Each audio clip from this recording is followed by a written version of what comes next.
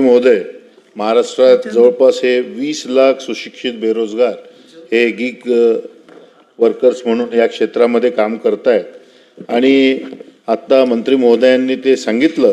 परंतु भारत सरकारने सामाजिक सुरक्षा संहिता 2020 मध्ये गिग वर्कर्सचा उल्लेख केला आहे, परंतु अजून प्रत्यक्षात त्याची अंमलबजावणी काही होताना दिसत नाहीये। परंतु आत्ताच राजस्थान सरकारने या संदर्भामध्ये गिग वर्कर कल्याण मंडळ स्थापन करण्याचा निर्णय घेतलेला आहे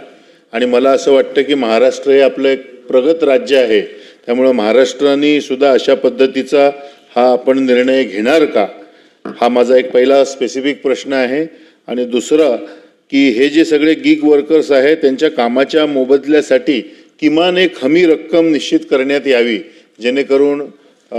त्यांना त्याचे जे काही पर्क्स आहेत ते चांगले मिळाले पाहिजे। आणि दुसरी याच्यामध्ये तिसरा एक माझा असा प्रश्न आहे की कोणत्याही कामगाराचं या कंपन्यांना जेव्हा अकाउंट बंद करायचं असेल तर त्याला न्याय सुनावणीची संधी या ठिकाणी अपील व्यवस्था त्या ठिकाणी असली पाहिजे, जेणेकरून त्याच्यावर या कंपन्यांकडून अन्याय होणार नाही आणि त्याला कुठल्याही म्हणजे कारणाशिवाय जर कामावरनं काढलं तर त्याला आपली बाजू मांडण्याची त्या ठिकाणी व्यवस्था असली पाहिजे।